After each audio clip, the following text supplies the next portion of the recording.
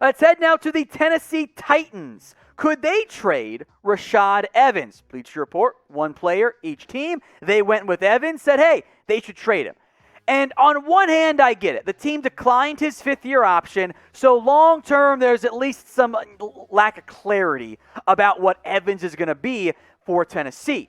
But the Titans would also have to have some pretty significant faith in a replacement, which they may or may not, and they would be selling pretty low on Evans, probably at his lowest point, since if you're shopping the guy you just declined his fifth-year option on, teams smell blood in the water. You're not going to get much back in a trade, and it might make you worse, and Tennessee is all in on winning right now. So let me know in the comments, what would you guys do? We're going to go more in depth here in a second. Don't worry. Type in T for trade Rashaan Evans, or type in K for keep. Get your votes in right now.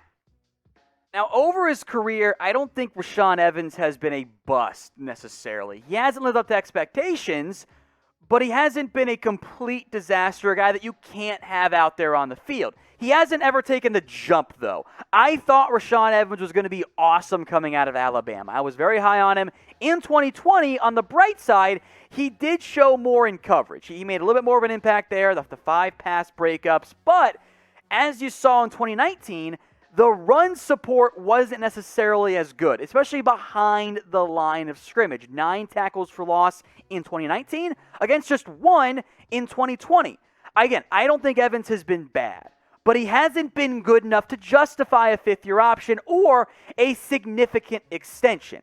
Better in coverage, better in terms of actually making tackles. His missed tackle rate was substantially lower, but he hasn't been the same elite impact player I think Titans thought they were going to get when they took him in the first round. In fact, although Evans did play the most snaps for Tennessee in 2020 at the linebacker position, that was because J.M. Brown did miss some time. And Brown, I think, is still the best linebacker right now on this roster. And if Tennessee were to find trade interest from somebody out there around the NFL, they have some young options. Now, Justin March is a special teamer. He's not someone you want actually playing for you at linebacker. But David Long, Monty Rice, they're younger options. Long, a day 3 pick out of West Virginia, offers some coverage capabilities. Now, he is a bit undersized. I'm not sure he's ever going to be more than a number 3 linebacker, but he's a decent piece for you. Can he take over a full-time starting job?